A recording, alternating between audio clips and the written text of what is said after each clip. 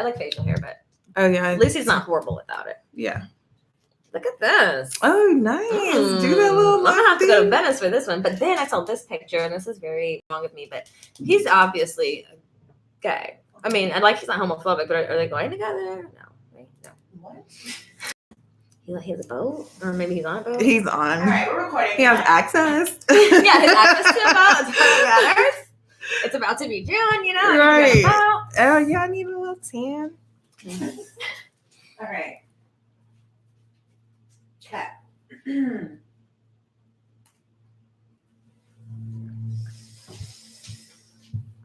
My hair makes a lot of noise.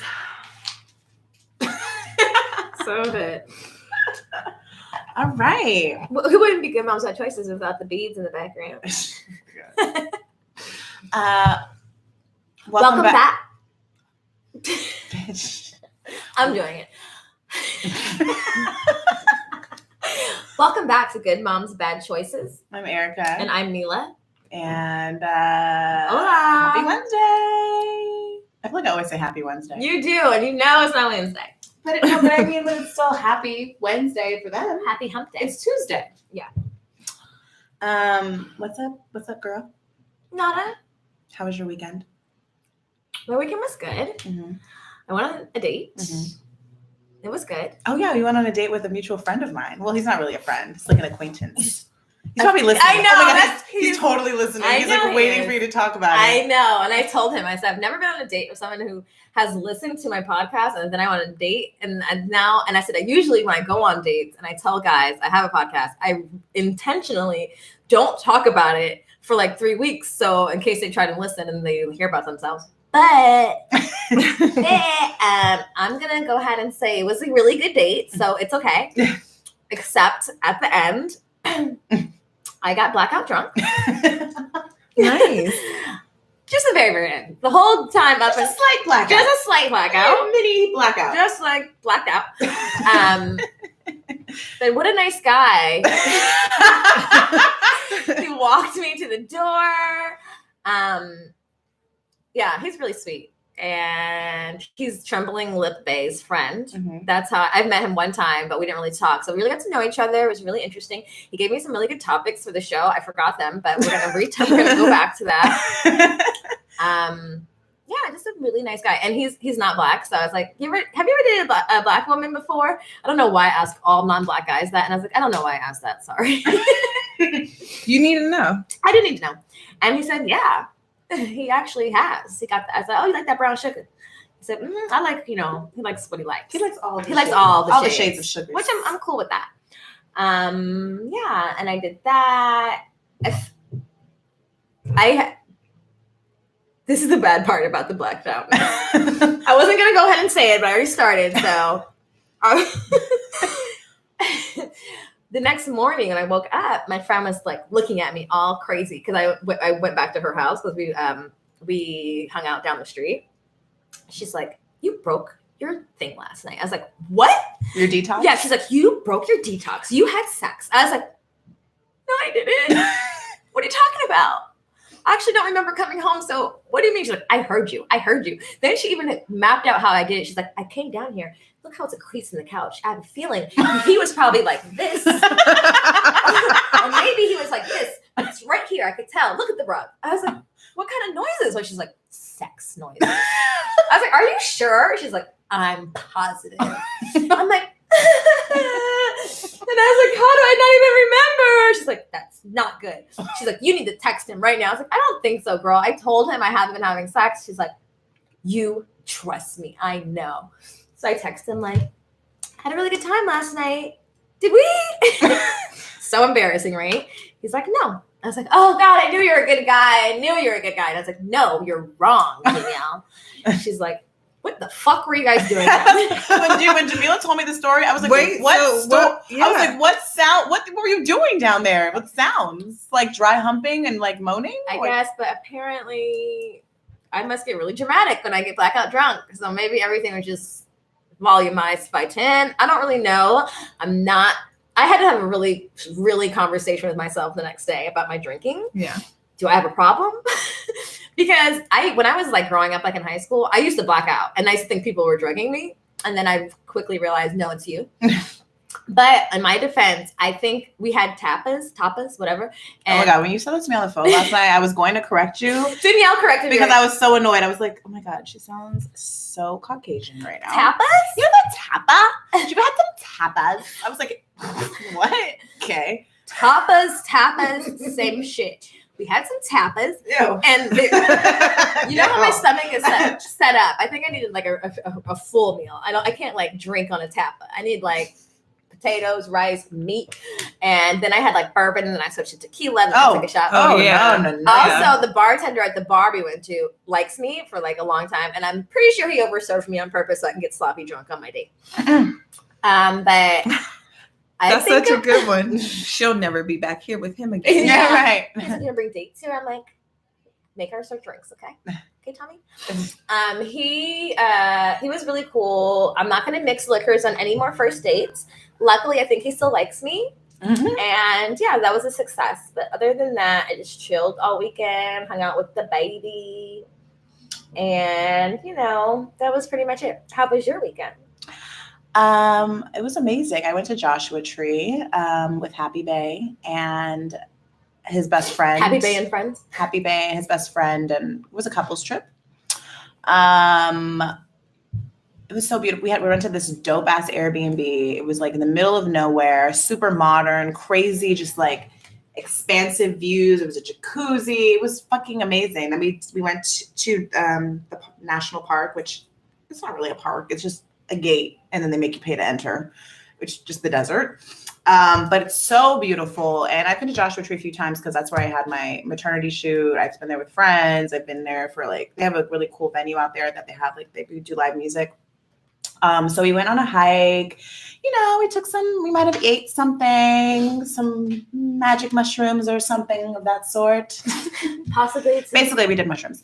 And it was beautiful. It was beautiful. It wasn't as visual as I would have liked. But it was very meditative. Were they the chocolate form or just? They were chocolate, which I normally don't. I usually just eat them straight up. But these were chocolate, and I wonder if that's why they were more mild. Actually, I think that is true. They are more mild, but I really like the chocolate ones. Maybe it just was like a mild. No, they tasted delicious. They were these little unicorns. Oh, that's so cute. I want some. Mm-hmm. But usually when I eat actual mushrooms, I feel like it's stronger, which was fine. I didn't need to be crazy. I just wanted to chill, focus, reflect. I thought about us a lot. I did my own thing, wandered away, came back. Me and Happy Bay had our moments. It was great. Happy I went. Glad to be back. And that was my weekend. That's about it.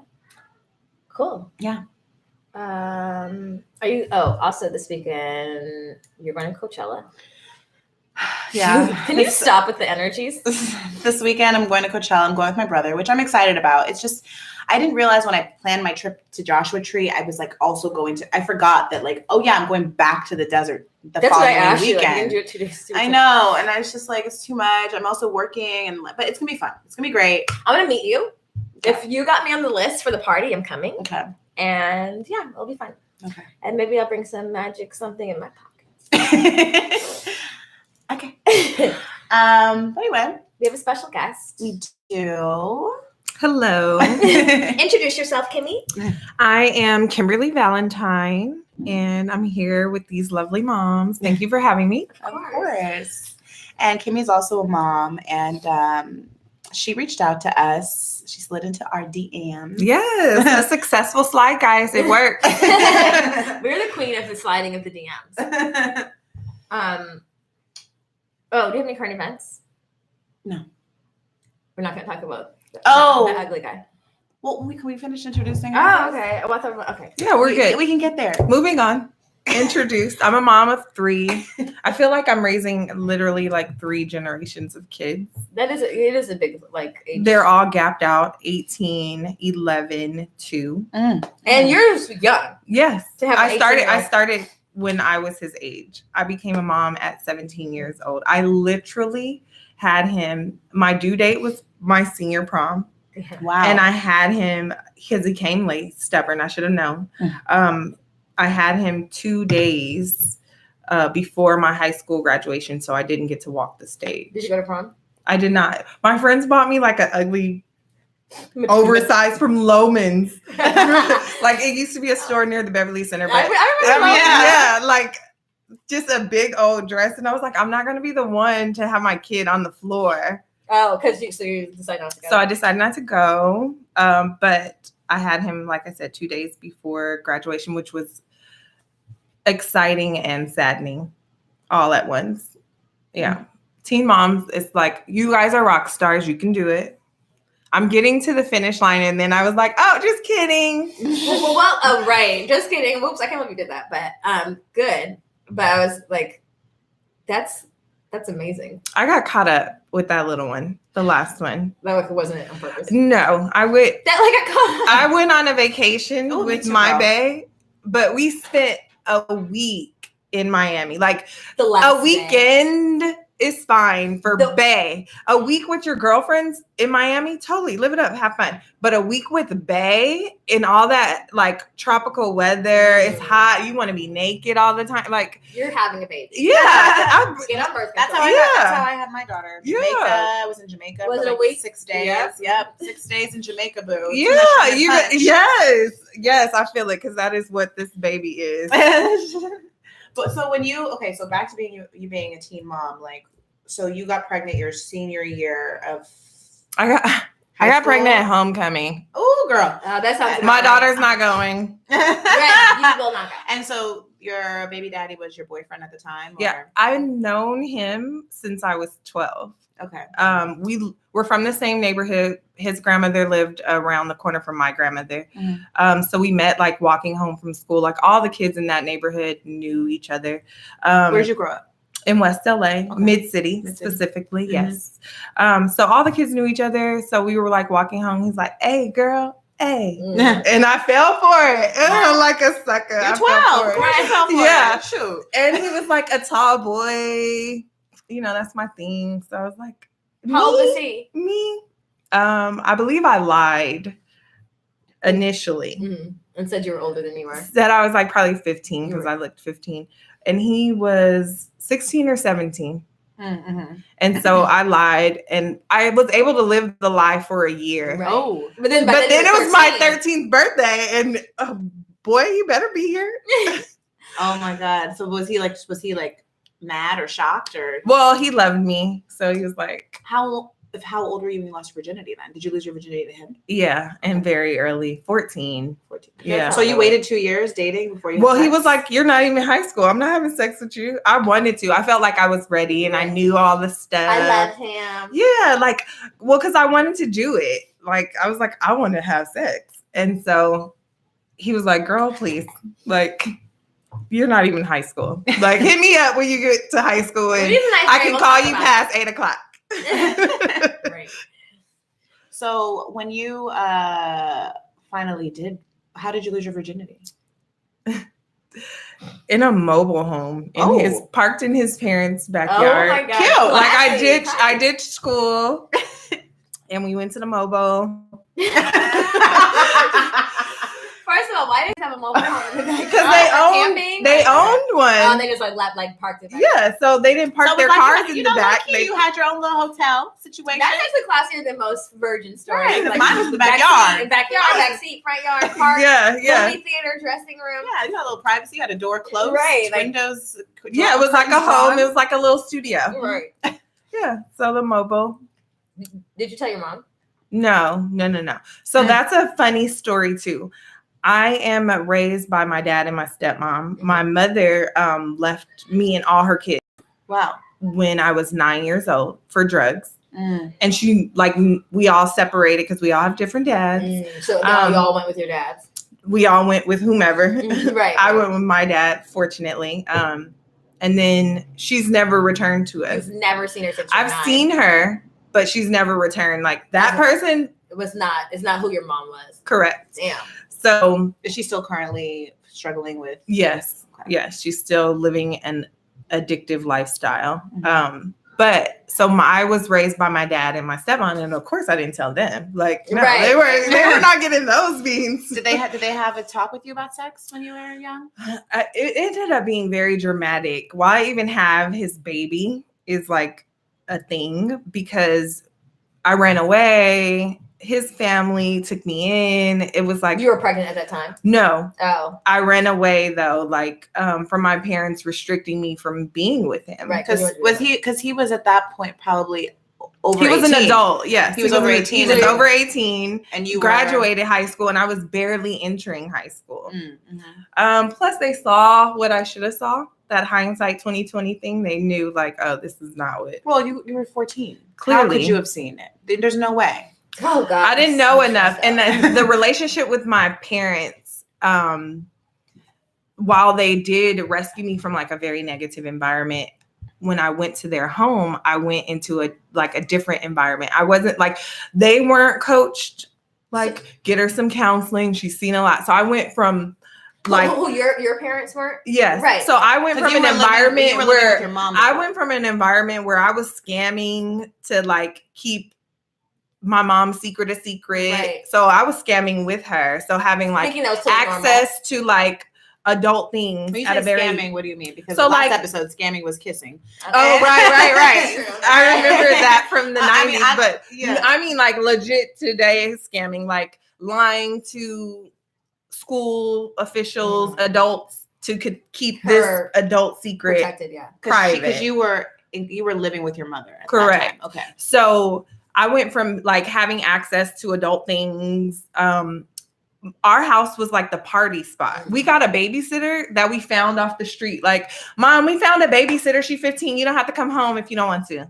We tired of you locked up in the bathroom, so you can go. You just go, and then she'll be here. She'll be here. She's gonna cook for us. And my mom was like, "Will you?" And she was like, "Yes," because she was a runaway. That's why she needed a place to stay. She needed a place to stay. So was she a good person? She stole my sister's chains, like all her gold chains. So I went from that type of lifestyle where all the kids, all the runaways came and hung out at our house to like rules, but no one had dealt with what you had already dealt with. No one dealt with anything. And then having like adult rule, like very tight, strict rules. And then I was like overdeveloped for a young person. And no one talked to me about that. Like everyone thought I knew because of your environment prior. Well, because I was old enough to know. Like if like you look at a child and you're like, that child's 10, 11, that child knows. But I know you did it. When I wasn't getting raised back home when I was a child. You weren't, those things weren't being instilled in you. The things that maybe a typical 10 or 11-year-old would know. Correct. You weren't being taught that by your mom. So I was being taught to lie. I was being taught, shut up, you don't talk nothing. You don't repeat what happens in the household. Correct. Right. None of that. So I was being taught those things. And then I went to an environment where they're like, open up. And I'm like, you the feds.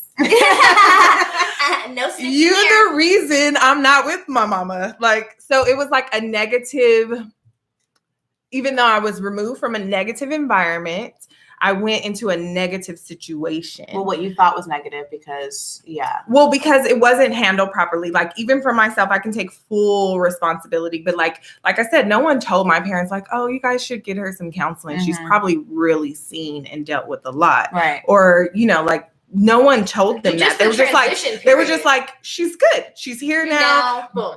For example, I stopped talking for maybe like a year. Really?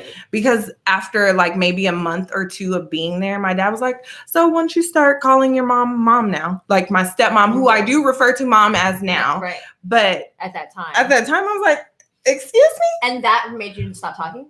I wasn't going to address her. You didn't talk period or just to her?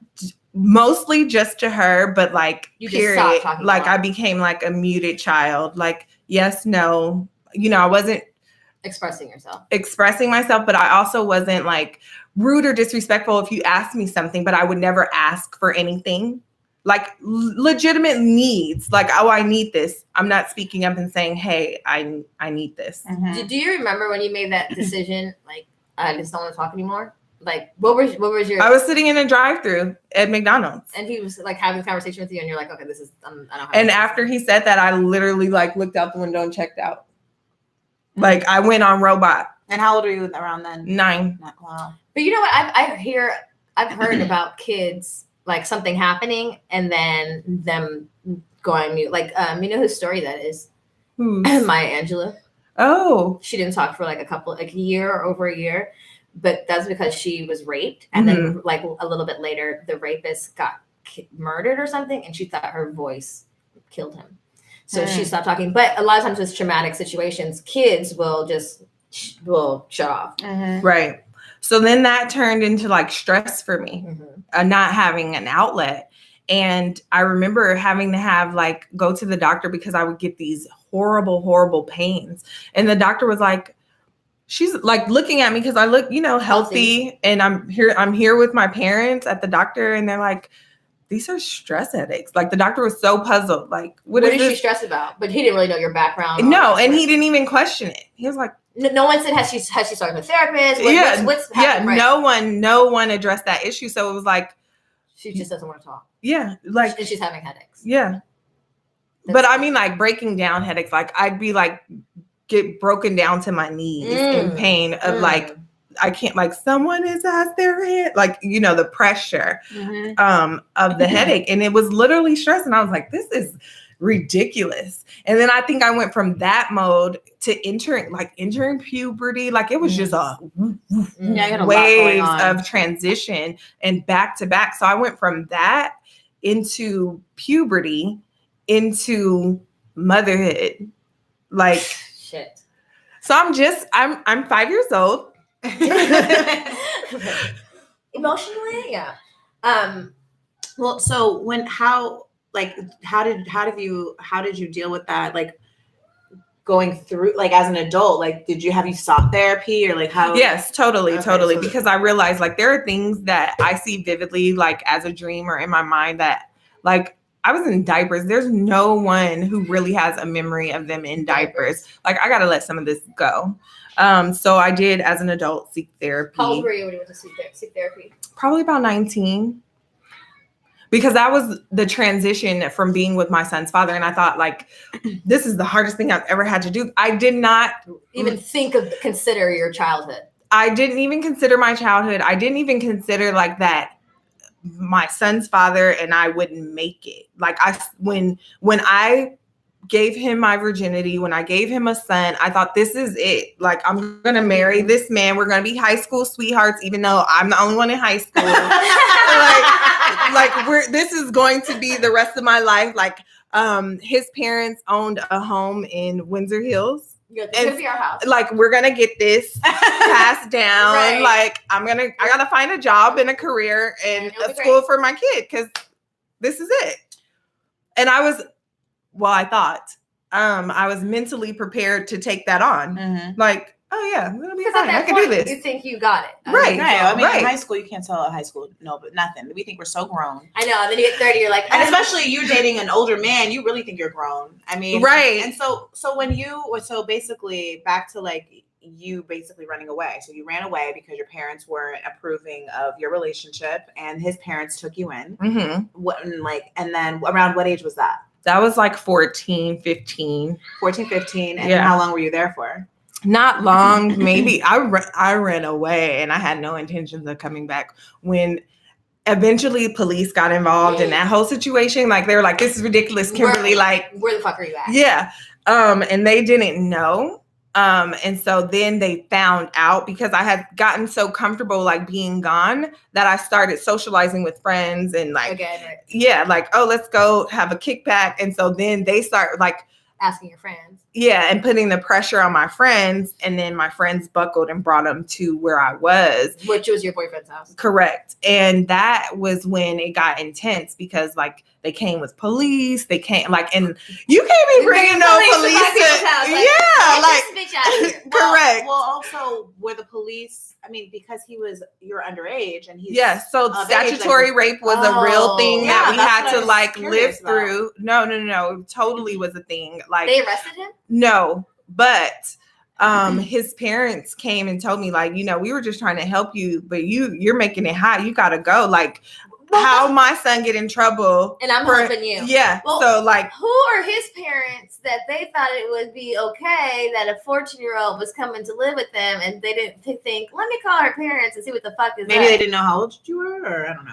No, I'm most certain they knew how old I was. They knew I was coming, ditching school with a backpack to come see their son. Do you think they just didn't really care or know better? Probably didn't really care or know better, or didn't think it would go that far. Like thought like, oh, they letting her, like, she do what she want anyway. Like Kim's grown, like no one cares. So maybe they didn't know like that there was a family that cared about you. Yeah, that cared about me. Because that's probably the impression. And I probably gave that impression. I probably like extra super put that out there on them like that. Like they don't care, you know. I hate them. They beat me. Yeah. You know, like, I never got beat. No, I know. But, you know, like she slapped me one time. right. I can't believe him. Right. He let her. My daddy. Yeah. Right. Yeah, I'm sure I was super extra manipulative because I knew how to be from my mom. Right. You had been taught to be manipulative. Yes, correct. So I knew that, you know, they probably wanted to put a blanket and a teddy bear, you know, in my hands, like, don't let the camera see her, like, you know, tuck me out like the victim. They didn't know. I probably really did. Now that you're making me reflect on it, I probably really did put that on thick. So you went back home and then you got pregnant later? Yes, I continued the forbidden relationship. And I got pregnant at homecoming, which was so gross because my son's godmother and her boyfriend were like smoking a blunt in the bed. We were like in Motel 6. No, I've done it. I've literally we've had this conversation about the teenage sex because there's no really place to have it. So you have it in group settings. Yeah. It's not like you're having an orgy. It's just like people are just in their own corners. Having sex. Well, the lights were off. They're over there in their bed smoking a blunt. We're over here in our bed having sex.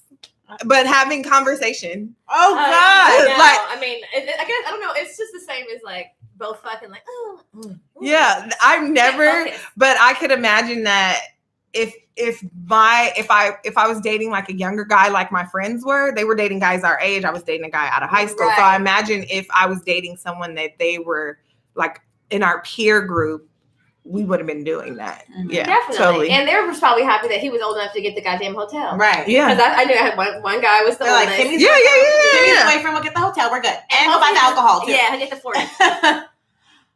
So when you found out you were pregnant, what was that? Were you scared? Were you? I was like happy. I was happy. Okay. What the fuck you were about to sign up. Well, I knew because I didn't know what the fuck I was about to sign up for. I knew that I would be a better mom than my mother. And that you and him would now be together forever. Well, I didn't care about him so much in the pregnancy part of it because it's high school drama. We broke up, got back together. If I wore something cute, I was a whore. Yeah. You know, like I couldn't be popping one day at school and he come pick me up and then who you trying to be cute for? You know, all that drama. So it was like, he broke up with me at nutrition and then at lunch, we're back together. So all that. High school was stressful and stupid as hell when it came to my relationship. So I didn't think like, oh, we'll be together forever, but I knew I would be out of my parents' home.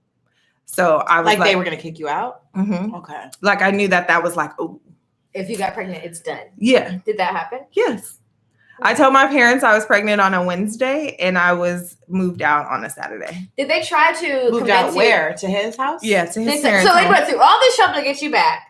Then you get pregnant and said, all right, you're done. Yeah. Wait, did they try to convince you not to keep the baby? Of course. And you're like, I'm keeping my baby. You cannot make me. And at that point, like, you cannot live here with baby. Well, the first thing out of my stepmom's house when my dad woke her up, because I waited for my dad one night to come in from work to tell him. And I just got scared for you. Yes. Oh my God. Because I was putting it off. And at this point, how far along were you? Super new. Like 8 weeks, 10 weeks, maybe. You were low-key excited to tell somebody. Yeah. But I had told my boyfriend at the time and his family. So they were like, you got to tell him, like, because of the whole statutory rape thing. Right. They wanted like, let's get this. If there's going to be something that comes behind it, let's deal with it now, like in the beginning. And maybe they were hoping that I didn't keep the baby too, because they knew that their son wasn't ready. Right. But whatever the case was, they were more supportive of whatever needed to be done. Right. I knew my parents' reaction would be, oh no, not here. Mm-hmm. just a side story. I knew because I had tried to, after the runaway thing, I tried to emancipate myself. So I went and I thought I was super grown. Like, I'm about to get emancipated. I didn't even have to work. We don't fill out the paperwork. Emancipation paper. Wait a minute. So I did. I literally ditched school and got the paper, sent them in. And they instead of, they probably want to clown me at the courthouse. So instead of denying my paperwork because I didn't even send it in with the right fees, they legitimately sent me back a court date.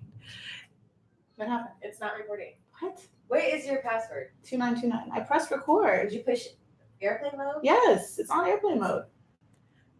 It's not recording. Okay. So instead of sending that back the denial of emancipation or you didn't fill these forms out correctly, you idiot, trying to get emancipated, they gave me a date. So I did school I'm finna go get emancipated, and they just wanted to laugh at me. In person? Yes, they just wanted to see who's this little ornery bitch that wants to emancipate herself. So I basically went down there, and they were like, "You see where we highlighted? This is how much you owe for us to even consider it." But don't even waste your money. Because you're not ready for this. So. And during that process of knowing that I wasn't ready for emancipation, I knew okay, well, that's not going to work for me getting out of here. How else will I get out of here? And the baby was my ticket out. So when I got pregnant with this baby, I was like, oh, I'm keeping this baby. I'm out of here. Marshawn parents love me. They're going to keep me, take care of me. I'm going to get on my feet. I'm about to be popping. I'm about to get my license. Because I was always trying to have a forbidden relationship. I lied and snuck around a lot. Well, probably that relationship felt so comfortable to you because it was forbidden, just so much of your relationship with your mom. It's secretive, lying, correct, exciting. Correct. It felt I'm used to. It felt like home. Yes. Oh, I didn't even think about that. That was so deep on so many levels. Thank you. But yes, totally. And because that happened, I couldn't wait to tell them. And then the pressure from his family wanting to know what would they do and what was going to happen. They heavy, pressed me to tell. They were because it was maybe 2 other days that I was scheduled to tell my parents, and I never did. I never went through with it. And so this day I was okay, I got to do it. And so I waited up for my dad. And the funniest thing, I love my dad. He's so funny sometimes. I'm sitting there freaking out Dad, we have to talk. And he's come on, baby girl, you can do it. Spit it out. Oh. And I'm I don't know, Dad. This is bad. This is really, really bad. You're not going to look at me the same. And he looks at me and he was you're not gay, are you? And I'm no, of all things, right? I'm about to tell you something else. You're I wish your bitch was gay. I really wish she was gay. Right. Oh my God. And I was no, because I didn't expect that. He was well, then we could talk about anything. And so that moment helped it just come out, but the mood changed quick. He was no, he was holding my hand when I told him I wasn't gay, and then he snatched that shit back. Did they ever discuss the birth control condoms? Yeah. So that was we gave you down, you're still pregnant. Great. Yeah. So then what happened next? It was just all right, you're out. You told him you're keeping it. So he went and woke up my mom to tell her your daughter has something to tell you. And so he made me tell her. Mm-hmm. And she was not in my house. Mm. Mm-hmm. Did they have kids together? Yes, I have. At that point, did they have kids already? Yeah. So I have 2 sisters that are the same age, one for my mom and one for my dad. Oh, so you and your sister went together? No, so my mom's 4 kids all have different dads, and we dispersed. But then I went into a situation where I already had a baby sister. Oh, so when you got there, they had already had. Yeah, I had already knew her. She was 2 when I went to them. 9. So I already had a relationship with her and knew her and all that. Okay, so no, I don't want to. So that was the point of why I couldn't be there, because I couldn't set that example for Now looking back as a mom, do you feel like that was the right decision, or do you feel resentment towards her or him I think I felt that? resentment initially. And now because I went into a whole different situation that I wasn't prepared for. Like I thought the lunchtime cry sessions and nutrition breakups were like the worst over because now we're living together. Oh my God, the abuse intensified, and you don't even know that it's abuse because you do it too. Right, and you can start doing it because you're used to yeah, totally. And then it became humiliating because here I am. I'm the youngest person in this house. Everyone else is adults. It was a beautiful home with one brother in that room, one brother in that room, parents in that room, and us in our room. Like, oh, this is our room. Like, my friends can come over here. They couldn't come to my parents' house. Right. Like, and then getting abused or humiliated or like just having a spat, like, a spat between your lover, that's personal. But then we're sitting at the table with your mom and your daddy, your two brothers, and everybody is right here. And somebody else got something to say about it too. Because it's their house. That's what I'm saying. You're living now. So you went from your mom's rules to your dad and your stepmom's rules, and now to another home, and they have a whole other set of rules and way that they want to live and the way that they want to raise their son or their grandchild. Like that must be like so confusing, especially if you haven't dealt with. And I wasn't with it.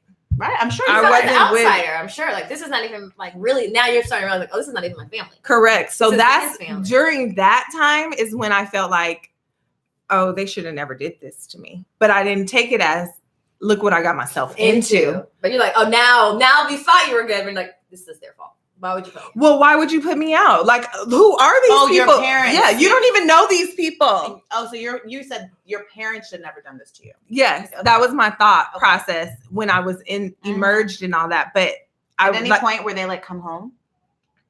Or did you ask to come home? There were times where I did go home, but I always ran back. Because that's what an abused person does. So for a while, I was burning out my friends. Like I would get put out. We'll put it like this, because dude was a player. I would get put out on Fridays. From the parents' house? Yes. And they would allow him to put you out? The parents would allow their son to put me out. Thing on the weekend. Yeah. So what kind of parents would allow their son to put their pregnant girlfriend out that they took in? Them kind, girl, because they happen. So going to high school pregnant, what is that like? I checked out a regular high school and went to a pregnancy high school. There's a pregnancy high school, like continuation school. Yes, but you have to be pregnant. Or already a mom to go there. So you're getting, it's independent studies. Oh, it's like homeschool. Yes, but to be how do you say what I'm trying to say? Qualified to go there, you have to have like something. But wait, so a child. Did you leave high school because you wanted to, or you asked to leave, or? Well, so I did know that I could leave and get done with school and not have to go to school every day. Because who wants to get up and go to school every day pregnant? Right. I'm not an adult, so I'm not used to getting up and going to work no matter what to get a check. Right. So at this point, who wants to get I barely go into high school as it is. Mm-hmm.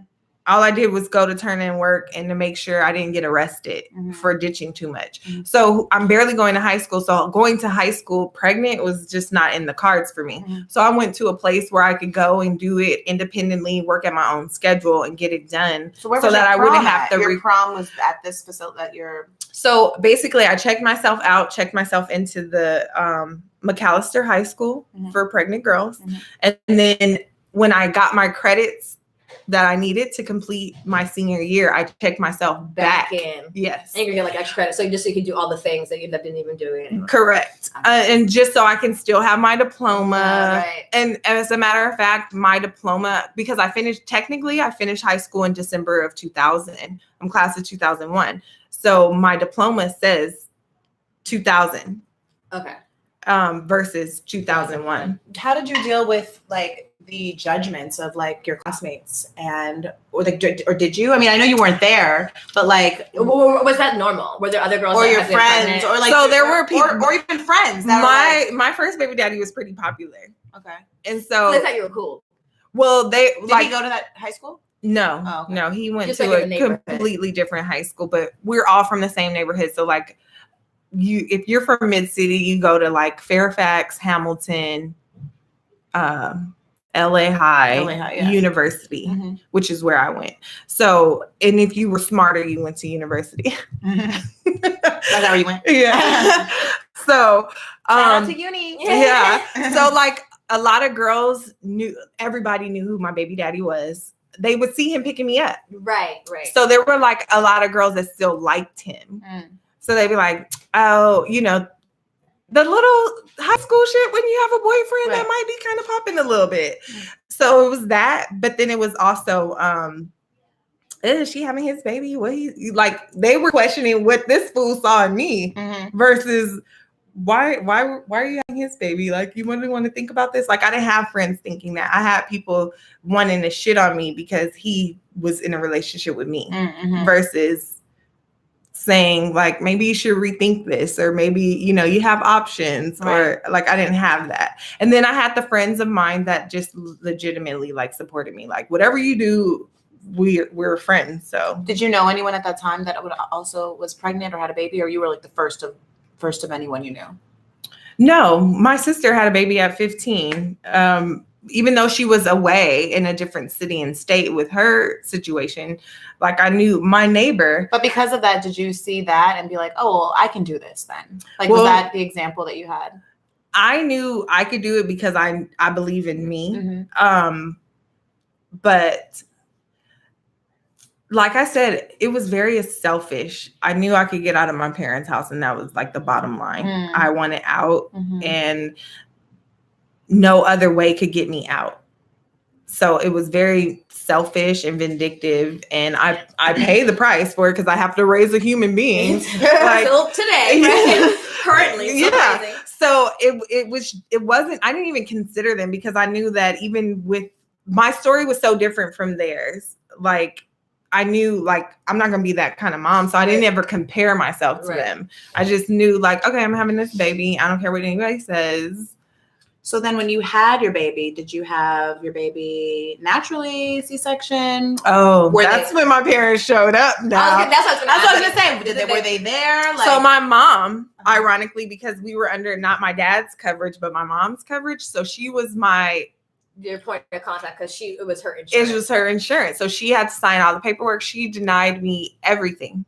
In the paperwork? Yeah. Like what do you mean? Like no medicine, all natural.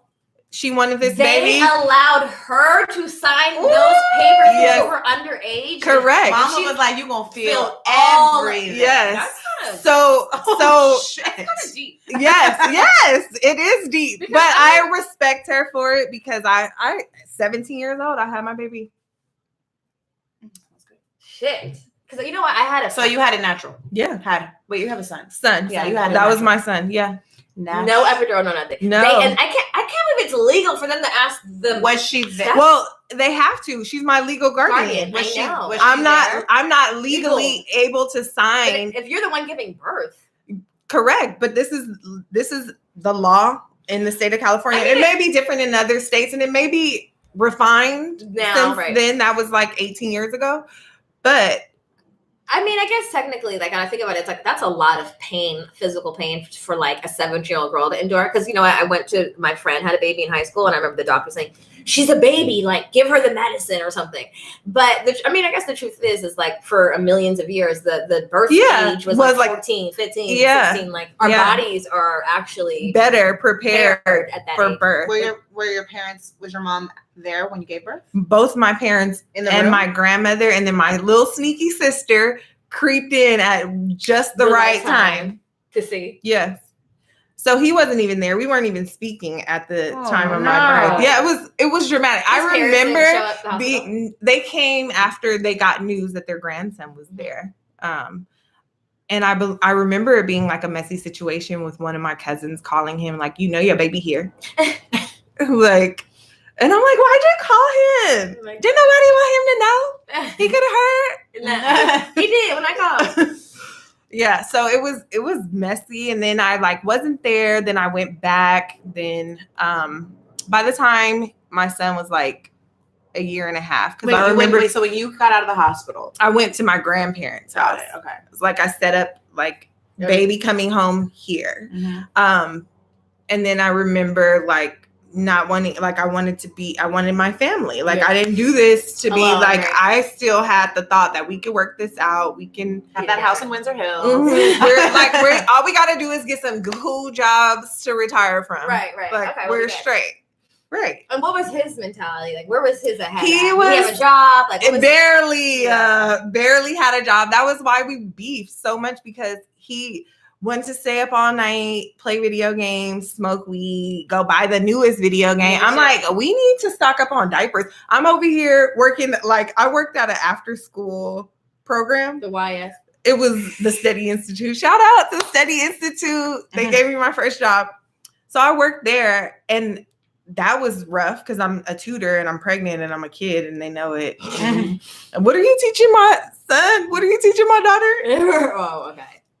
So that was weird because parents always felt the need to address, like, if I chastise a child, like, and they're like, you're taking your pregnancy out on my son. And I don't know, like, I literally had so many of those conversations. I'm like, your kid's an asshole. Right. Like, nothing to do with it. Yeah. So having, like, I'm getting $125 every 2 weeks thinking I'm balling, right? And I'm like going to buy diapers. Right. Because I know you can never have enough. And you're getting whatever you're getting, $250 every 2 weeks, and you're going to buy a console? Right. Homie. Yeah, he wasn't ready. You ain't took me out on a date.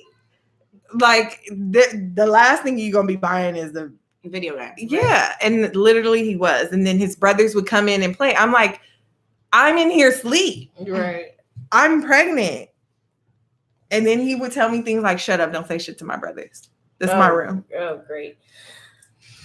So it was gross. So how long did you guys? So after that, so you had like 1.5 done. Like, I can't do this no more. You broke up with him after. I don't even. It was like back and forth, the same way that we did in high school, back and forth, back and forth. It got to the point where his parents gave me a room in the house. Like, brothers have moved, come and gone, and you can just be separate. Yeah, go in that room. Yeah, you and your baby live in there. Right. Like, and that was fine because I had burned the bridge with going to my family. Right. They're like, we're done with your back and forth. Yeah, no, you stay there until you can figure it out. Yeah, you stay there until you figure out where you're going from there. I stayed there until me and my baby went into transitional housing. Just, I can't do this anymore. I don't want to live here. I don't even want your dick no more. Right. I'm so done. So transitional housing. It was like for moms or families who like didn't have a place to live, so we wouldn't be homeless. So it was like another set of rules. It was like a group of girls. It was. I had my own 1-bedroom apartment in a structure facility ran program. So I had like requirements, parenting classes, a savings. What is it called, that place? Upward Bound House. I do a lot of volunteer work with them. Oh, cool. And I have in the past, and I've like spoken at events and let people know why that is so valuable. For not just people like me. It has turned a lot in the last years because of the economy. So it's like more about families versus when I was going in, it was about like people leaving abusive relationships, people who were just down, who couldn't afford regular living. It offered them, but you had like so many rules, no company with like no company period, unless during visiting hours where it's like peak hours where no one's home at that time. Right. Like literally every staff member of the whole program, there were cameras everywhere. Like it was just I went from the wild to the church to more wild back to the church, kind of like. And so that didn't work out for me. So I was just like, I just got to get it how I live and go get my own spot. Lived on couches with homegirls, with kids. And your kid. I remember when I got my first apartment in Westchester, my girlfriend, she was like calling me a bitch, and we got into a argument. And she didn't know that I didn't want to be called a bitch because I had a private conversation with my 4-year-old who was like, Mom, I don't like when you and your friends call each other bitch because then I want to fight them. Wow. So she's like calling me a bitch. I put her out my house. So then because I put her out, she's like arguing with me on my voicemail. So she's like, I can't call you a bitch no more because you pay rent now, huh? You ain't sleeping on my motherfucking couch no more. Can't call you a bitch no more. You sound like I'm gonna fight her. Yeah. So I mean, we bummed it for a while because I just couldn't do rules. Sounds pretty familiar. You also mentioned that in your DM to us. Wait, can we talk about the DM? Yeah. It's funny because Kemi DM'd us and she was like, I have a crazy story. I was a teen mom. I've gone through X, Y, and Z. And then she's like, my baby daddy's a blood and my partner's a Crip. No, vice versa. Oh, Let's get this all the way straight. My baby daddy's a Crip. My partner's a blood. And I did it all before it was cool, like Lauren London. That was her exact message. Yeah, it was. And for some reason, like, I guess I was like looking for the DM again and I went back and read it like a week later and I was like, oh shit. This was because you sent us that DM before the Nipsey shit happened. You sent it before the Nipsey shit happened. And then I revisited it like a week later and the Nipsey shit happened and I was like, oh my God, that's crazy that you just happened to mention her. So the only reason why I mentioned her is because when their relationship went public, Lauren and Nipsey's, there was a meme going around like how she's uniting the community because Lil Wayne, her first baby daddy is a blood. I didn't realize that. Crip. I didn't realize that. So my friends were sending me this, like, you've been doing this, like, you've been on this, like, so I didn't mean anything by it, and I was super stunned that happened because I knew that I had split that DM, and that had happened so close together. So same. It's literally like you sent that, and then like 5 or 6 days later, like, unfortunately, that happened. Yeah, totally. That's crazy. Same. I felt the same thing. Because you know what? I didn't remember that you had written that, and then when I reread it, I was like, Erica, did you remember? She's like, I know. Yeah. Wait. So when you growing up, was he always affiliated? Like, wait, let me not fuck. His whole family started a Crip gang in my neighborhood. So they're Crip, even till this day. My son's grandmother, I love her to death. She had, when it was a thing to wear earpieces from your flip T-Mobile, that burgundy pinkish phone. Yeah. She was like, I gotta take this back. I don't want people to think this blood. And this is a full-blown like grandmother. My son at the time was her youngest grandchild. Like, she had grandbabies. And she was talking to me about some gangbang. How is that like growing up in an environment, or I mean, like your later years, like in an environment where like the adults even think that like Crippin is cool. Like it's just I don't know any other way. Right. It was just normal. It's just normal. Like everybody where. So this is the thing. My mother fucked with some blood niggas growing up, so they named, like, her name in the streets is Red. Like, everybody calls her Red. So here I am, missing my mom. Everything I do is homage to my mother. So I go to school flamed up. I wear red laces in my shoestrings. I get sweated every day. Like, I'm fucking square as they come at this point in my life, and I'm questioned daily, like, where you from? You got them red laces. I remember standing in line for cookies in junior high school and some bitch coming behind me and like nudging me like this on my back and like, where you from with them red laces in your shoes? As a matter of fact, she might have said dead laces in your shoes. I was like, dead? I'm like dead because that's like disrespectful to say to dead instead of red. Yeah. And so I'm like, what? Like, I'm from Michigan because anything about my mom's from Michigan. So I'm like, I'm from Michigan. And she was like, well, around here. Oh, shit. And I felt like the scene for, we don't do that. No, nigga. And so like someone from church called my parents and like, this is getting serious. You need to make sure Kimberly, like, this is what's happening to her at school. Because your parents were not fucking with any of that. My parents didn't care. They were like, oh, self-expression. Like, she likes red. Like, that's her favorite color. Yeah, they didn't think it was thing. My dad was like, you're going to get shot. You're going to get shot. at the bus stop and I can't protect you. Take those red laces out. I'm like, this is for my mother. You just want to take everything. My mama. Yes. Yes. No, bitch, you're in the wrong neighborhood to wear the colors. Yeah. And so, like, when I would go visit Chicago in the Midwest, like, they'd be like, is that still a thing? I'm like, yes. They don't do that in the Midwest, do they? No. Well, maybe now maybe right? I don't know what they do now because everything's so fucking different. There's Bloods in New Orleans. I mean, obviously, they're everywhere now. Oh yeah, they're everywhere. So now, but now it's also. But even they're called different. They're called different things. Like for example, like in Chicago, they have the Vice Lords, they have the GDs, but they're red and blue. Oh yeah, but they're not necessarily called Blood and Crips. Yeah, and now it's different too, where like Bloods wear all blue and it's not a thing. Like the color. Like I'm an 80s baby, so I'm coming at like in 80s babies. Y'all motherfuckers is lit.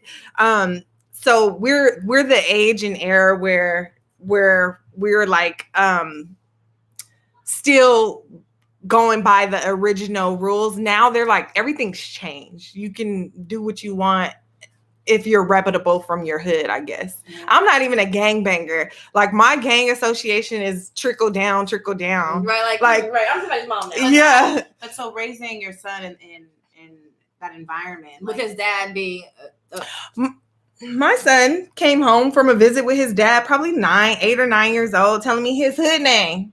Like, oh, my hood name from no.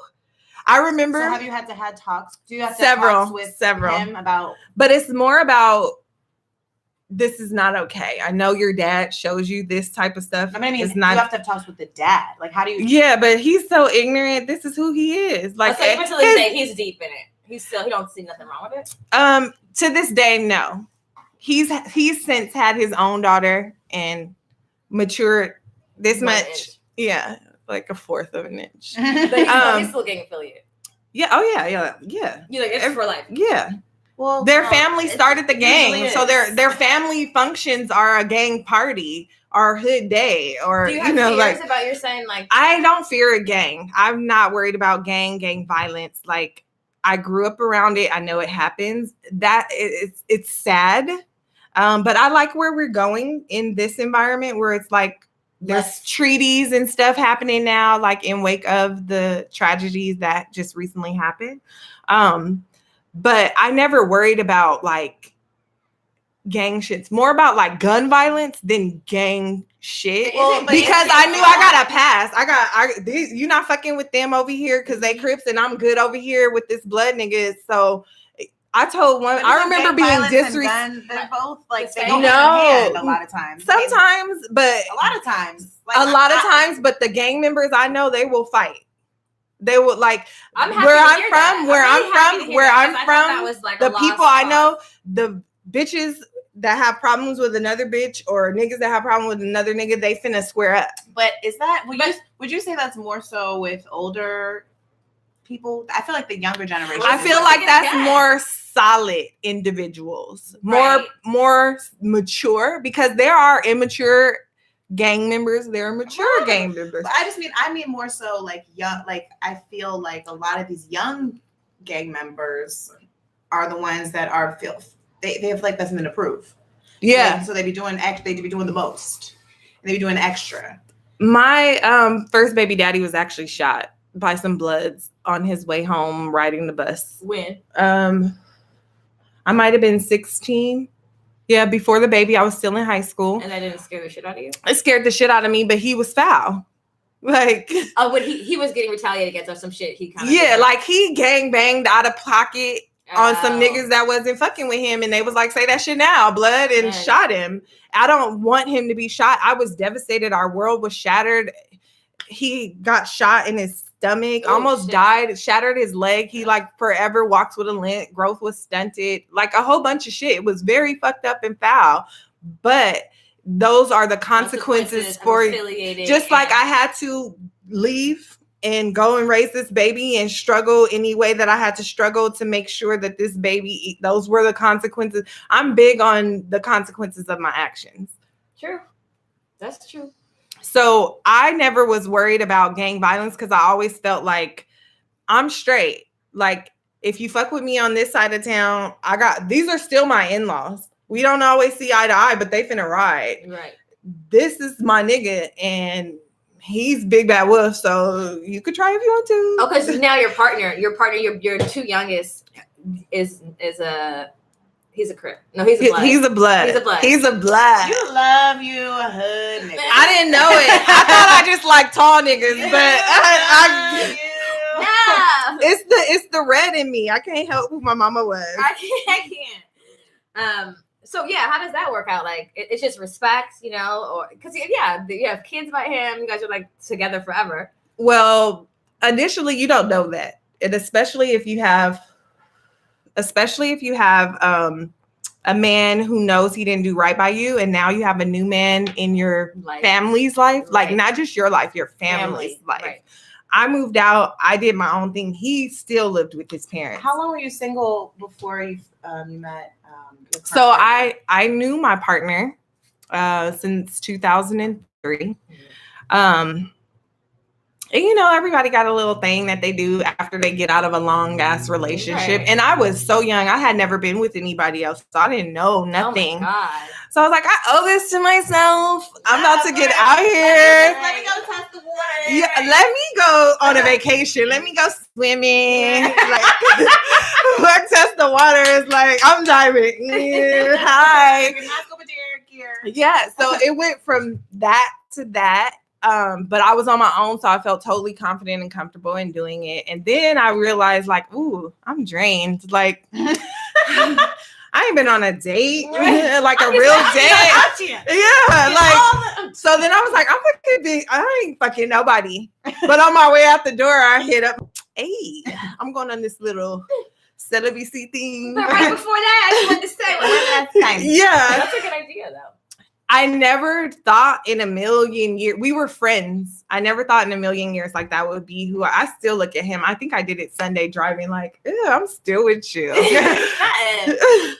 What a big ass smile on my face though. But so I went from that to him being just my friend, met him at we worked in the same facility, so we knew each other. He actually befriended me because he liked my son. And then he would see me bringing my son to work because I still worked at the enrichment program.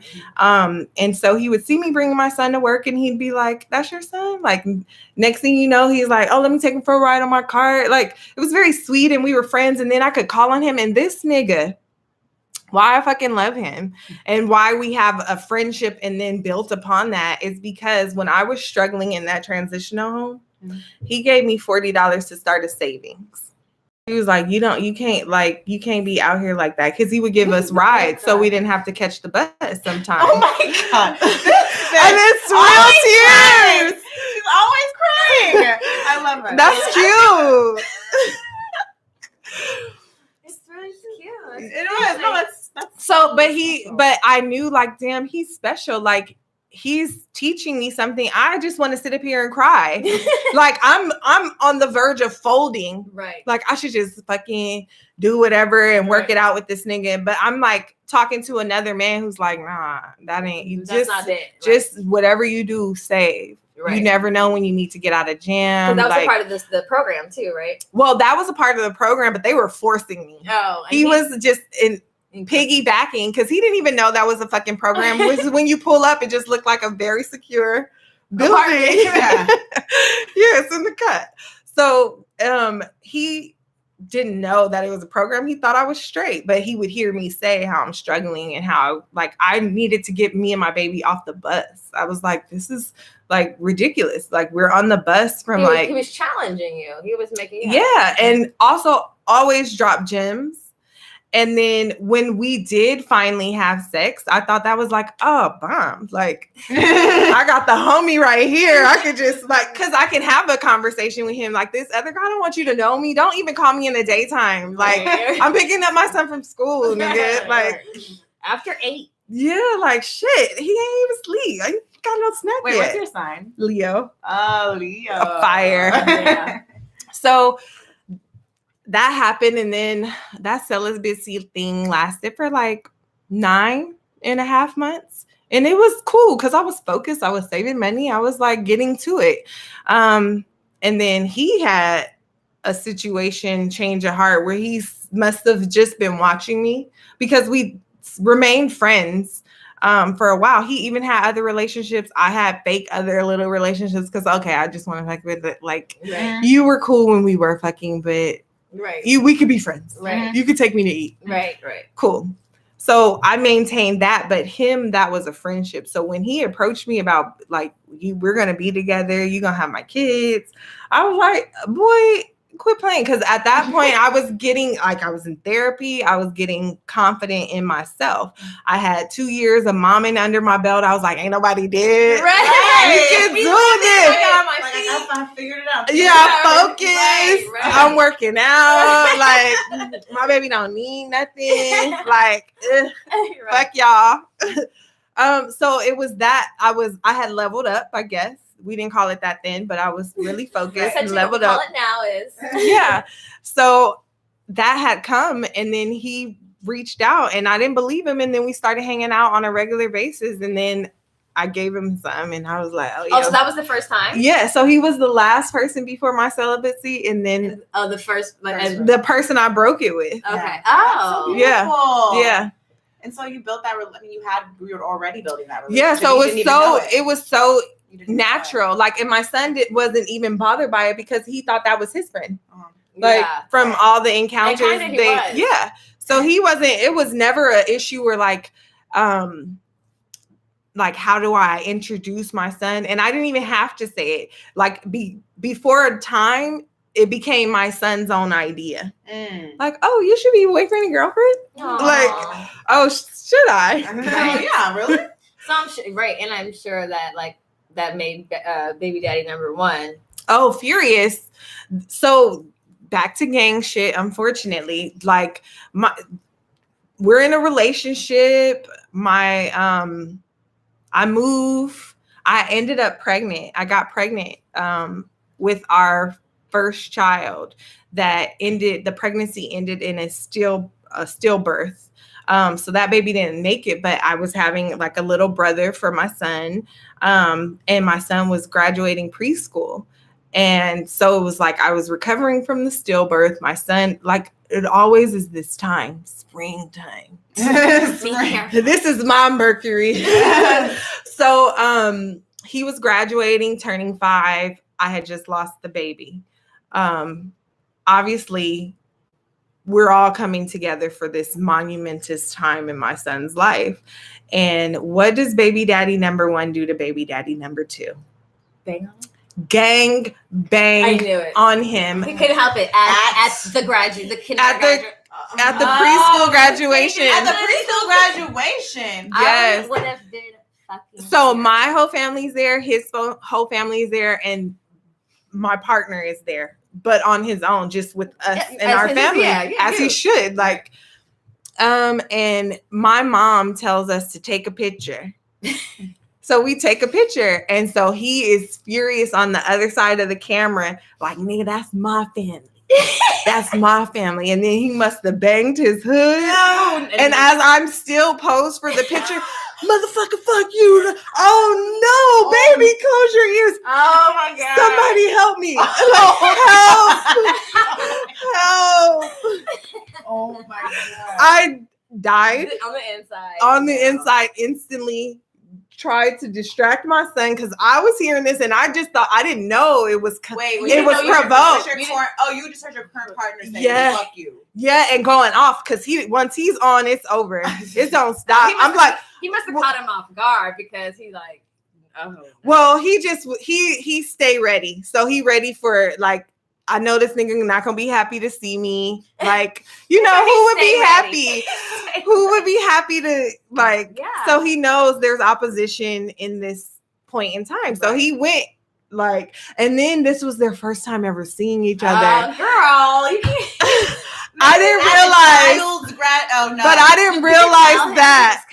Yeah, everybody knew everybody was coming. It was no secret that anyone was going to be there. You know, we should maybe work that out one day before. Yeah, in hindsight, really my worst nightmare. True. probably without gangbanging, but still my worst nightmare. Right. It's intense. It's still bad. It's intense. You don't need to be a gangbanger for that to go wrong. But it just happened very quickly too. Like we were all having good moments. I even got a award at the graduation for being like volunteer something. Like it was like, come see.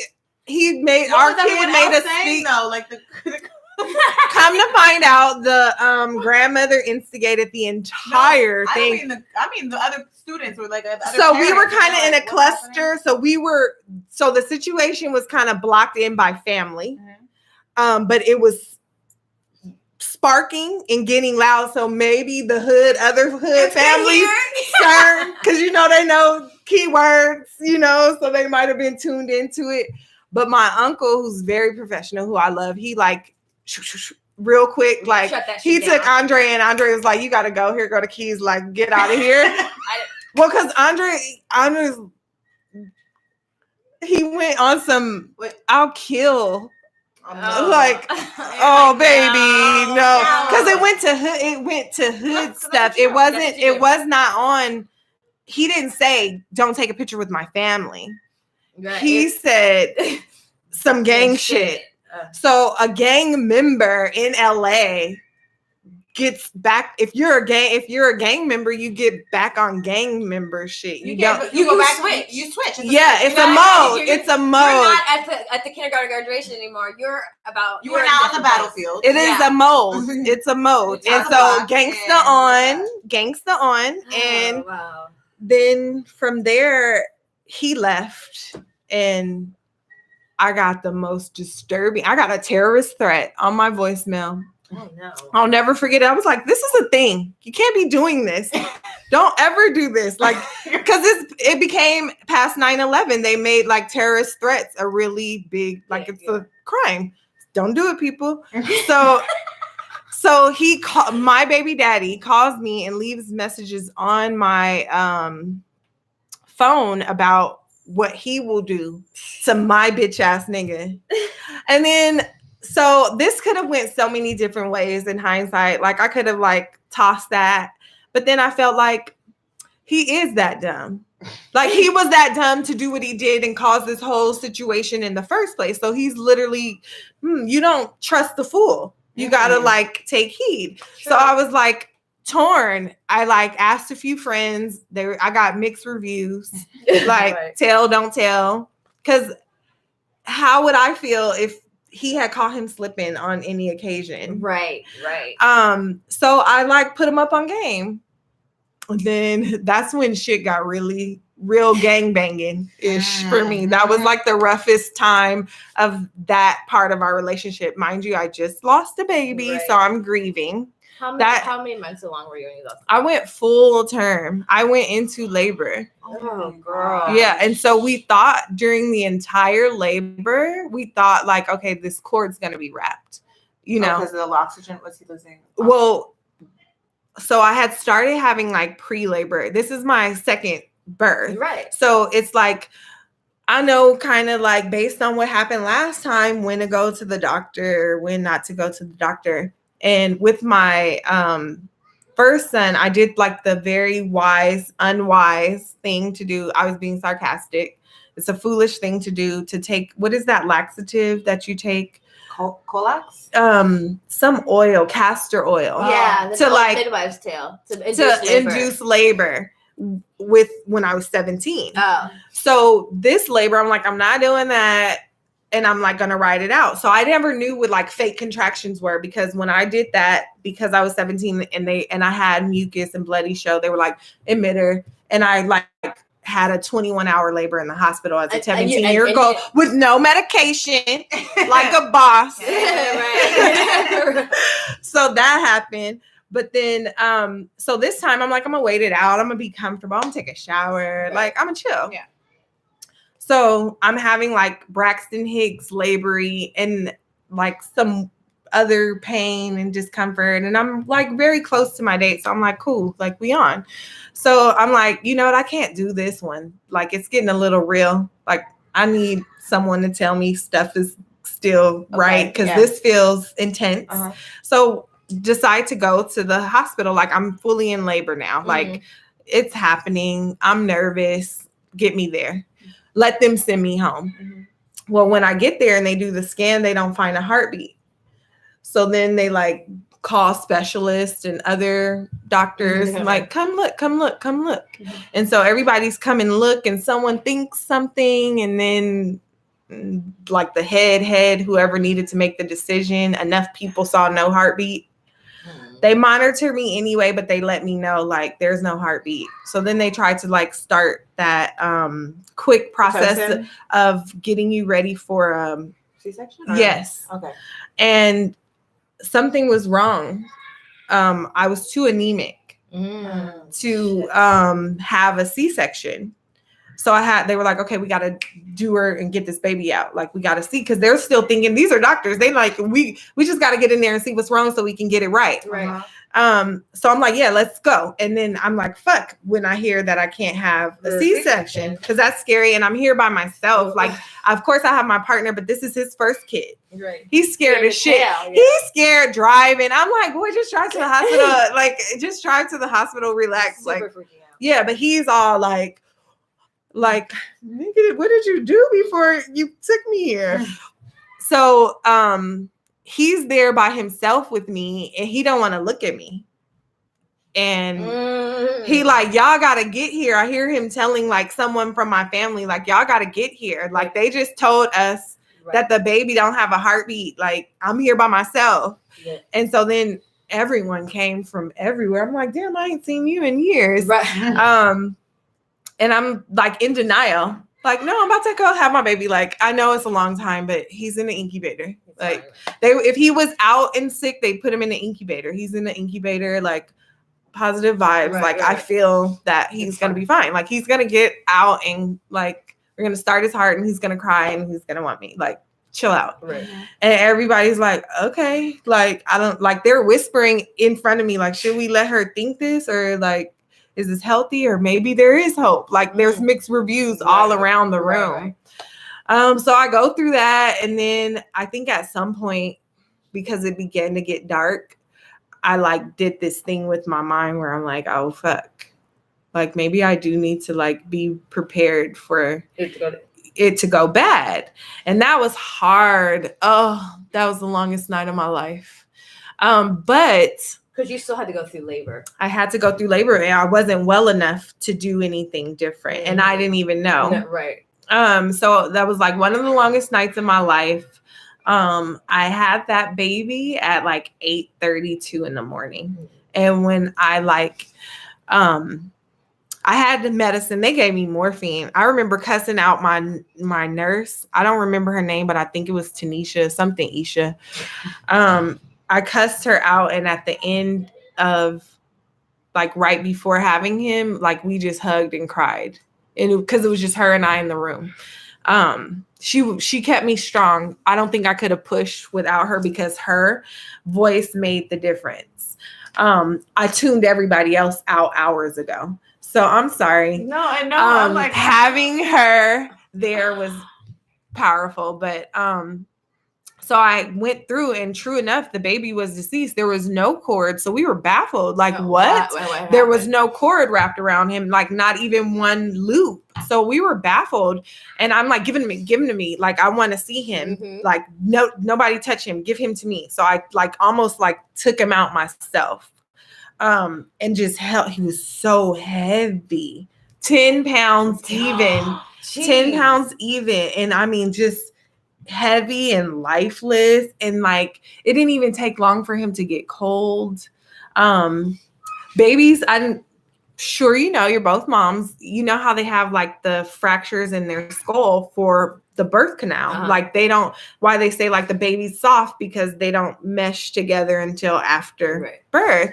So because of that, like, we could feel the plates, because he was so there was no blood flowing underneath it.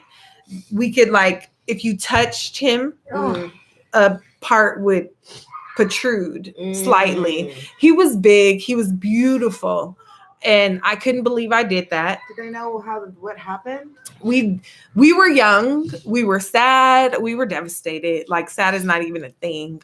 Devastation doesn't even like there's like multiple levels of that, and we were there. But no one encouraged us because we were mourning so deeply that it would be, for the medical field, it's best to get an autopsy. We just felt he had been through enough, and we didn't want anyone to cut him. So we never found out an actual cause. Obviously, we assume because I was unhealthy, and obviously I was getting mistreated as a woman, as this is my second baby and I'm only 20 something. Like, I was literally getting brushed to the side for maybe a 30-something-year-old woman who was Caucasian and had, better insurance, or, like I was. What do you mean in the labor? You think that, like, throughout your pregnancy, you mean? Mm-hmm. Like going to the doctor, like you weren't getting the best care. Correct. People weren't checking. Like, no one was taking me seriously. Like, I was a teen mom who was here for round 2. So you think they were just, it was just. Yeah, well, because there's no way that I should have been sick and not known it. Right. Oh, like that level. Yeah.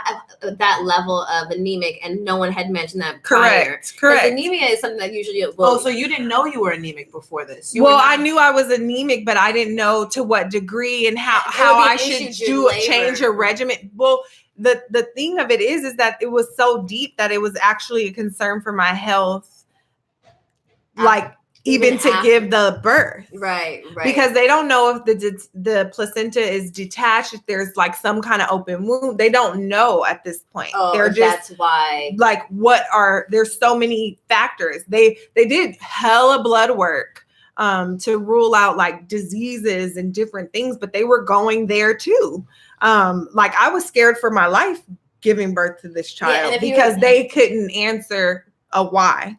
How do you get over that? Do you get over that? What is your process? Because I can't, it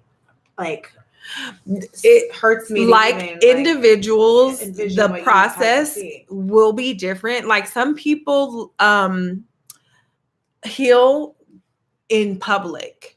Like, they appreciate the public attention. They appreciate like the love and support that pours in a tragic time.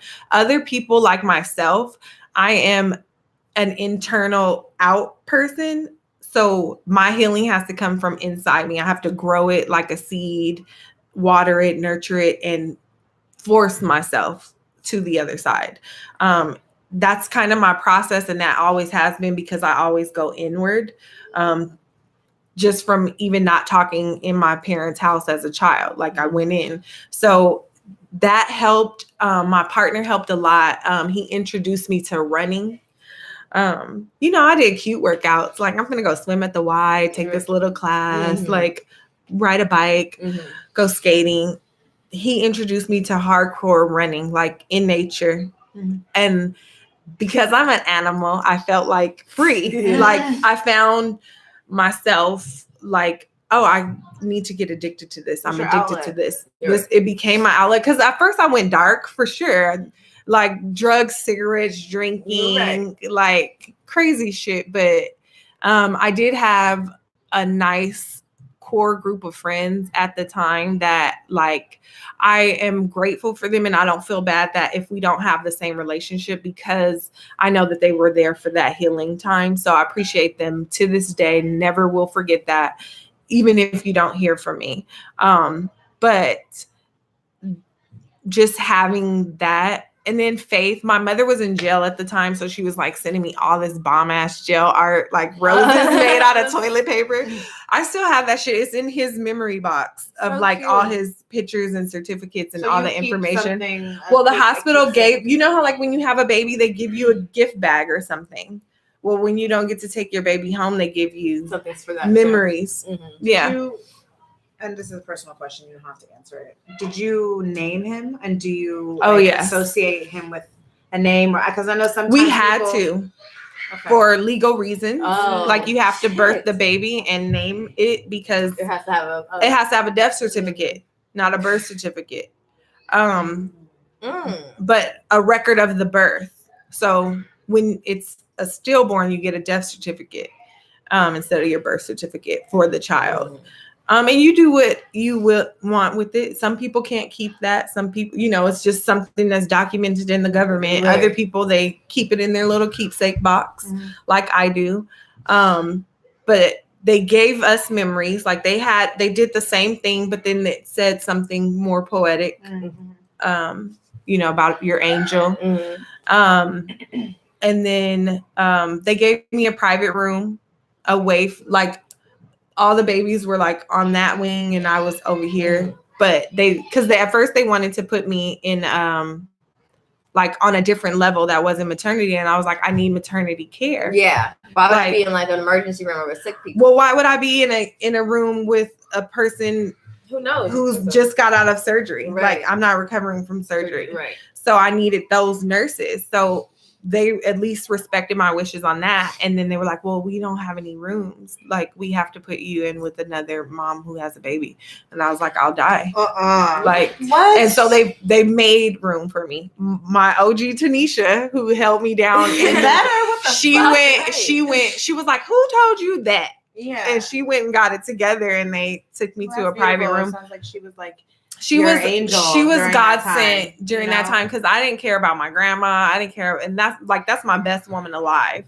I didn't care about my dad. I didn't care about him. Like he didn't even exist to me. Like I had even forgotten about my own child for a minute because I was like, this too much. Like this is not just like I didn't see my things going south with his dad. I had rewrote my story. It was cuter now. Right, but what the fuck is this? Yeah. And that was like, okay, starting all over again. I was scared to get pregnant again. Yeah, I was gonna ask you, like, scared to have sex. I thought I was like, oh, that's it. I might as well go bury myself with him.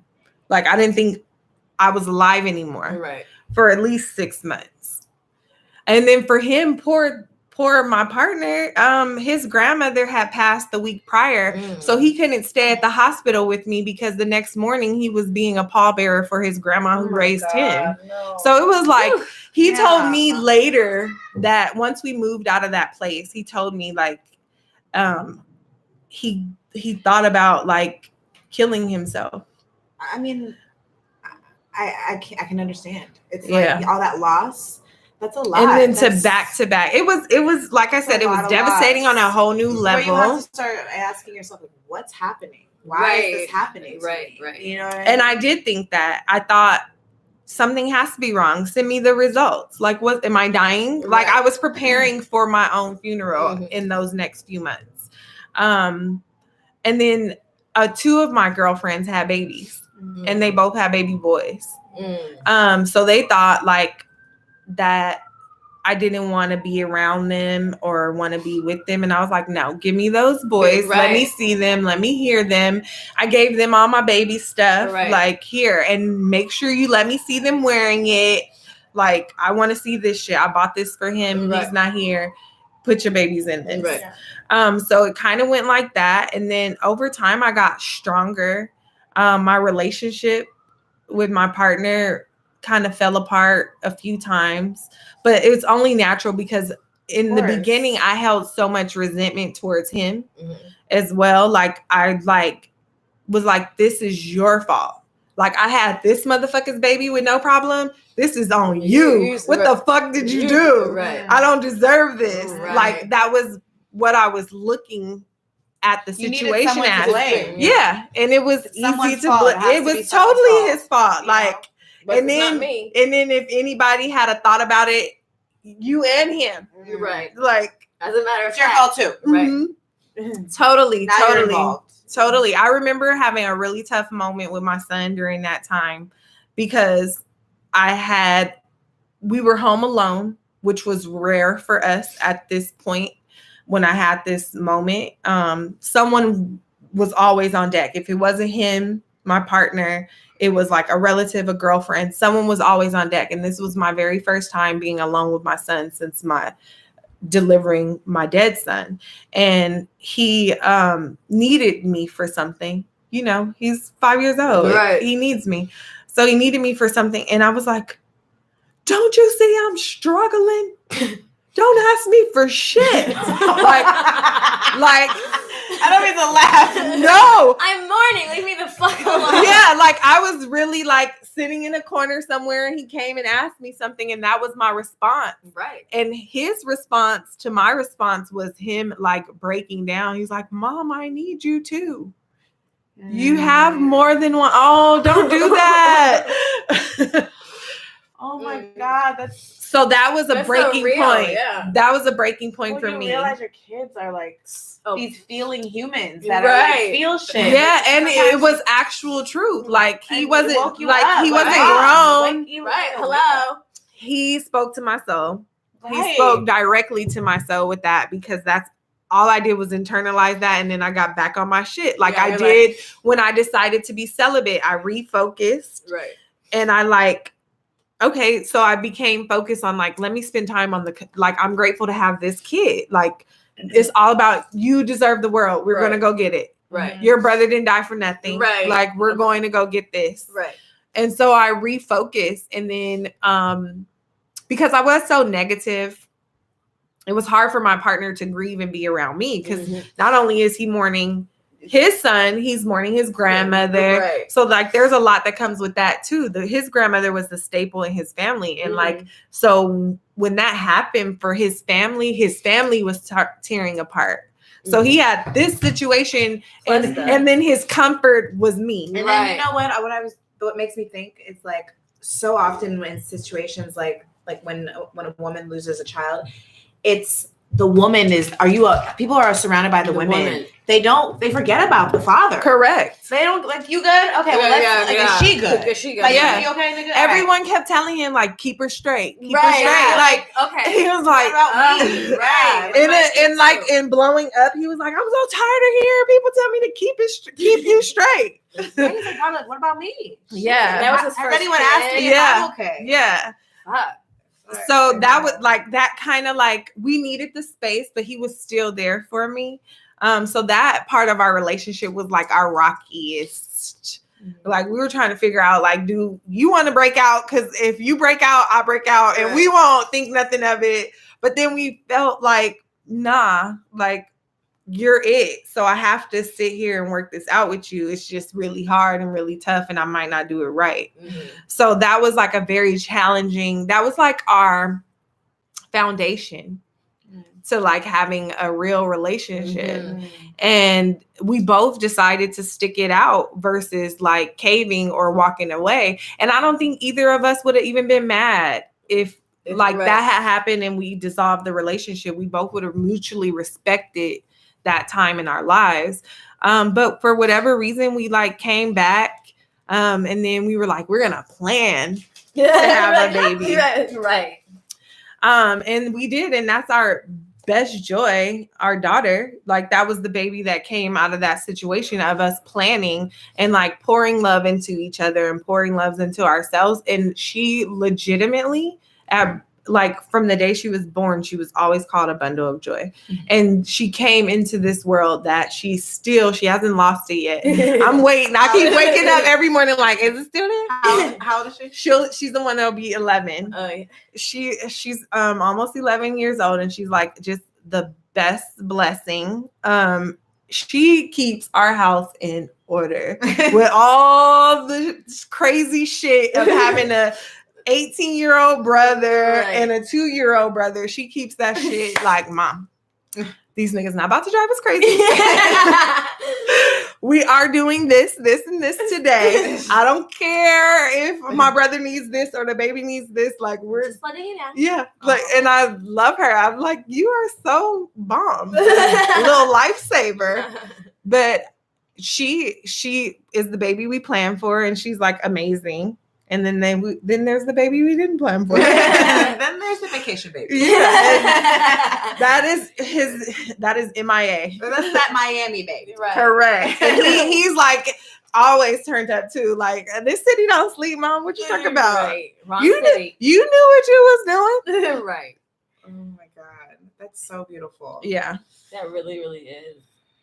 It's just crazy, just life and the lessons and how it teaches you and how, and you are so strong. I get that a lot. And I appreciate you saying that. So thank you. For sure.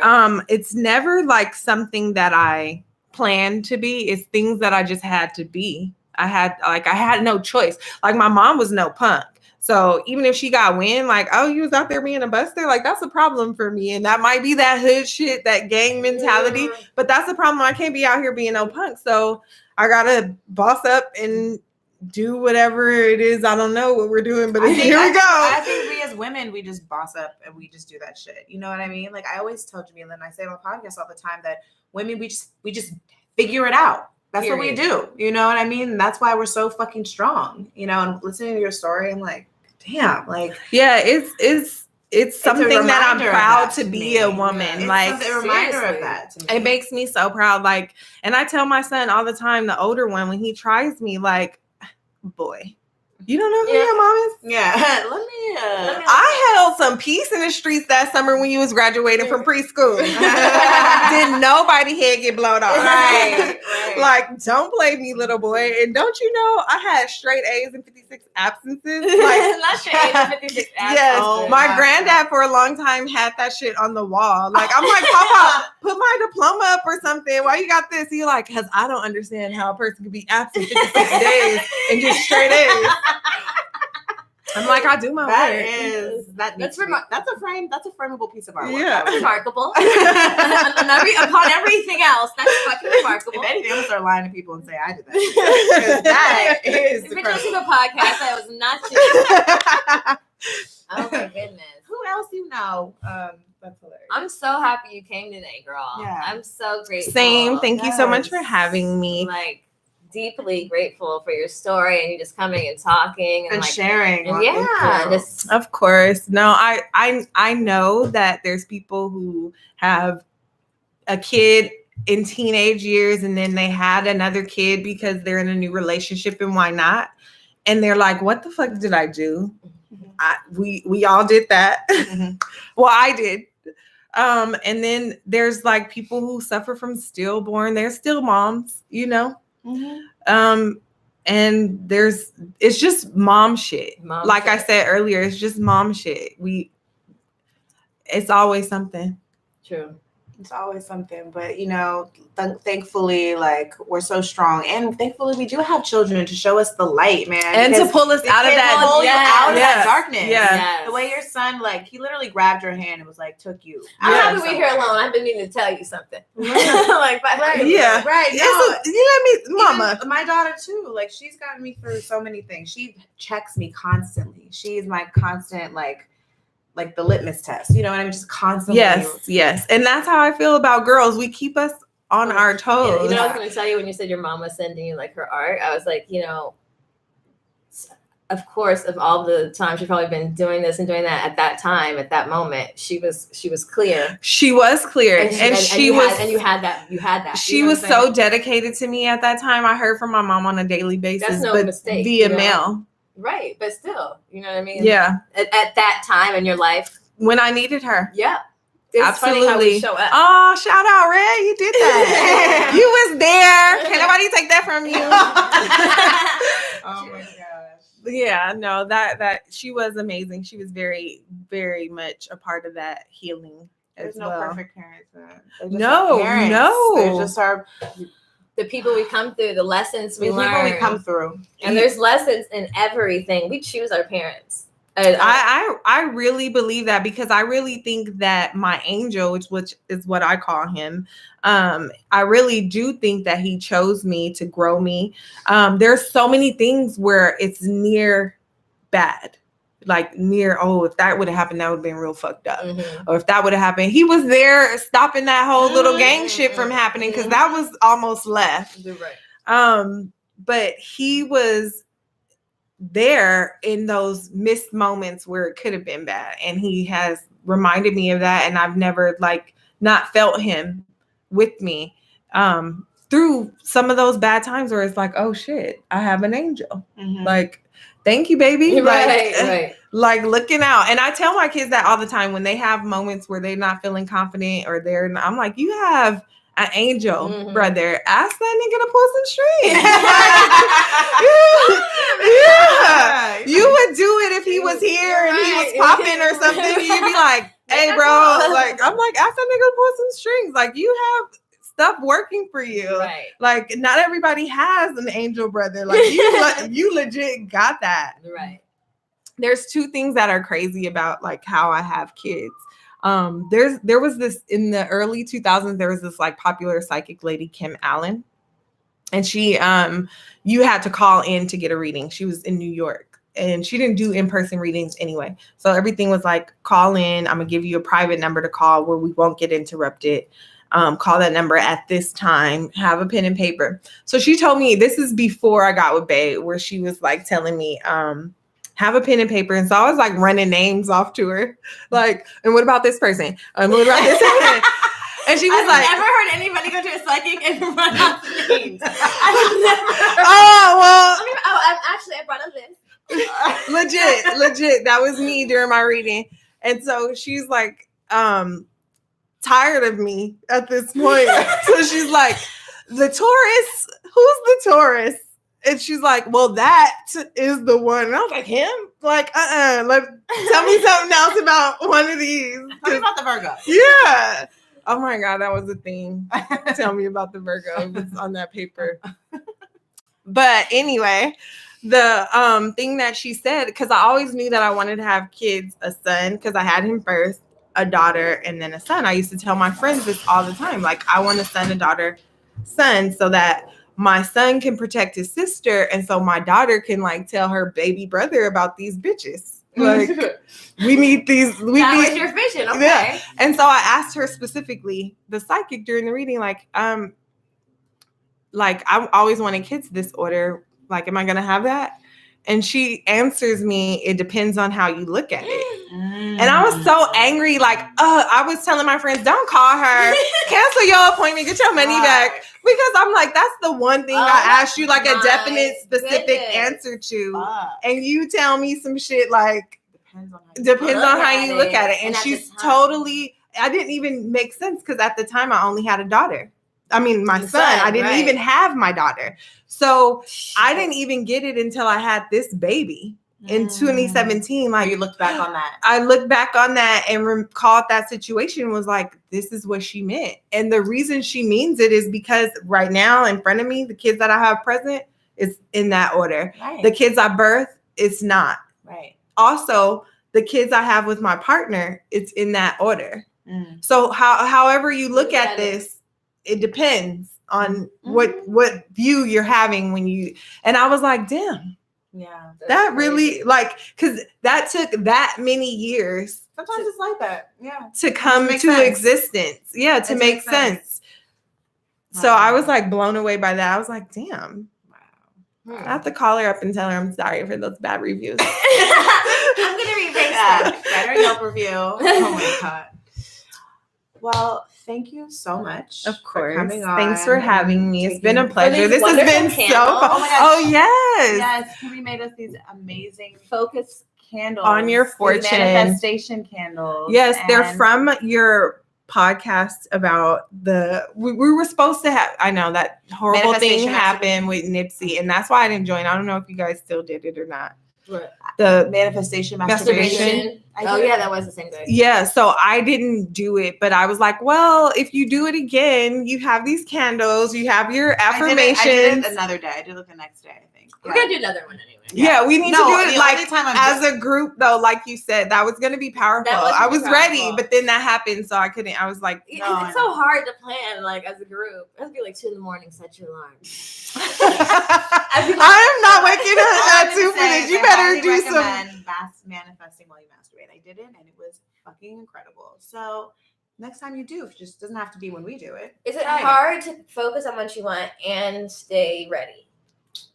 A little bit, but you get to in this rhythm, and then once you get there, it's so like once you're already there. So when you're growing, focus on the pleasure, and as it grows, then really start to like think about something very specific, like the $1 billion, like the $1 billion. But you know what I found? $1 billion is arousing to me.